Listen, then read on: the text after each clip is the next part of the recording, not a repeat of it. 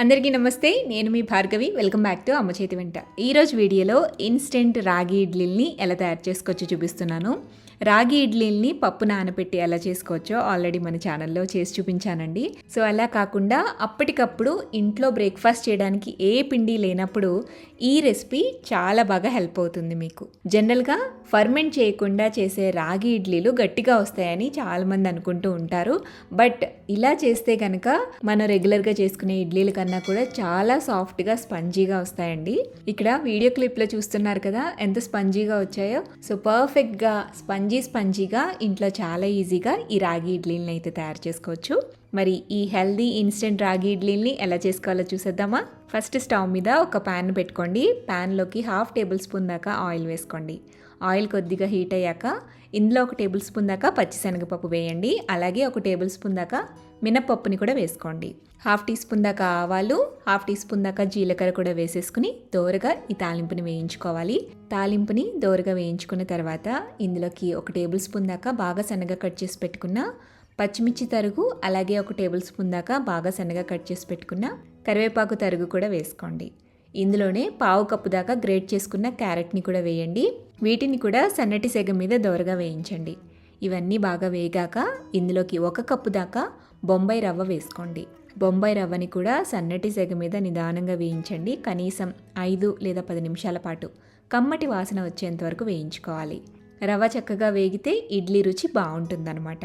ఇలా రవ్వని కొద్దిసేపు వేయించుకున్న తర్వాత ఇందులోకి అదే కప్పుతో 1 కప్పు దాకా రాగి పిండి వేసుకోండి.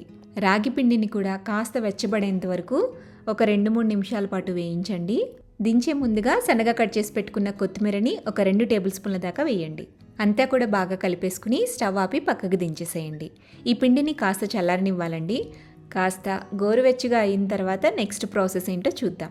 ఇప్పుడు ఈ పిండిలోకి రుచికి సరిపడా ఉప్పు వేసుకోండి. అలాగే మనం ఏ కప్పుతో అయితే పిండిని అలాగే రవ్వని కొలుచుకున్నామో అదే కప్పుతో 2 కప్పుల దాకా పెరుగు వేసుకోవాలి. ఇక్కడ మీరు కొద్దిగా పులిసిన పెరుగు యూస్ చేస్తే ఇడ్లీలు మంచి రుచిగా ఉంటాయన్నమాట. పెరుగు వేశాక మొత్తం ఒకసారి కలుపుకుని నీళ్లు ఎంతైతే అవసరమో అన్ని నీళ్ళని కొద్దిగా వేసుకుంటూ ఫస్ట్ మీరు కొంచెం గట్టిగానే పిండిని కలుపుకోవాలి. పిండిని ఇలా కలుపుకున్న తర్వాత మూత పెట్టేసి కనీసం 10-15 నిమిషాల పాటు నానబెట్టామనుకోండి రవ్వ పెరుగుని పీల్చుకుని కాస్త గట్టి పడుతుందన్నమాట. సో ఒక 15 నిమిషాలు లేదా 20 నిమిషాల పాటు ఇలా పిండిని నానబెట్టుకోండి. ఆ తర్వాత మూత తీసి తిరిగి మళ్ళీ ఒకసారి కలుపుకుని ఇందులోకి 1/2 టీ స్పూన్ దాకా వంట సోడా వేసుకోండి. వంట సోడా వేసాక కొద్దిగా నీళ్లు వేసుకుని పిండి కన్సిస్టెన్సీని అడ్జస్ట్ చేసుకోవాలి.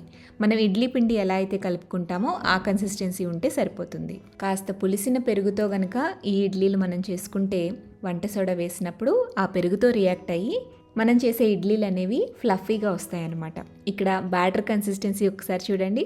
మనం పప్పుని నానబెట్టి ఫర్మెంట్ చేస్తే పిండి ఎలా పులుస్తుందో అలా ఎయిర్ గ్యాప్స్ అనేవి ఫామ్ అయ్యాయి. సో ఈ విధంగా మనం ఇన్స్టెంట్ రాగి ఇడ్లీ బ్యాటర్ని తయారు చేసుకోవాలి. ఇలా తయారు చేసుకున్న ఇడ్లీ బ్యాటర్తో ఇప్పుడు మనం ఇడ్లీలు వేసుకోవటమే. నేను ఆయిల్ యూస్ చేయకుండా ఒక పలచటి క్లాత్ మీద ఈ ఇడ్లీలను అయితే చేసి చూపిస్తున్నాను. స్టవ్ మీద ఇడ్లీ స్టీమర్ని ఉంచి అందులో నీళ్లు పోసి ఒక 2 నిమిషాల పాటు నీళ్ళని మరగనివ్వండి. ఈలోపు ఇడ్లీ ప్లేట్ల మీద ఇలాంటి పలచటి క్లాత్ని తడిపి వేసుకోండి. కాటన్ క్లాత్ని వేసి దానిపైన ఇడ్లీ బ్యాటర్ని కొద్దిగా వేసుకోండి. ఇలా కాటన్ క్లాత్లో కాకపోయినా ఇడ్లీ ప్లేట్లకి కాస్త నెయ్యి రాసి కూడా మీరు ఇడ్లీలు వేసుకోవచ్చండి. ఎలా చేసినా కూడా ఇడ్లీలు అనేవి స్పంజీగా సాఫ్ట్గా వస్తాయి. ఇలా గుంతల్లోకి ఇడ్లీ బ్యాటర్ని వేసుకున్న తర్వాత ఇడ్లీ పాత్రలోకి ఈ ప్లేట్లని ఉంచి 10 నిమిషాల పాటు మీడియం ఫ్లేమ్లో ఉడికిస్తే ఇడ్లీలు చక్కగా ఉడికిపోతాయి.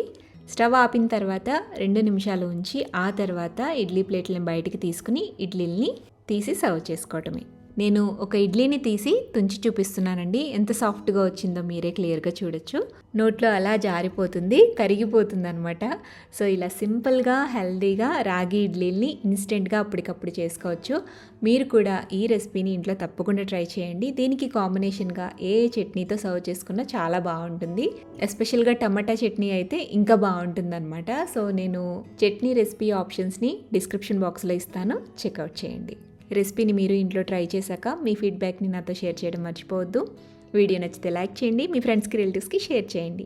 మరిన్ని టేస్టీ సింపుల్ క్విక్ రెసిపీస్ కోసం అమ్మ చేతి వంట ఛానల్ని సబ్స్క్రైబ్ చేయండి.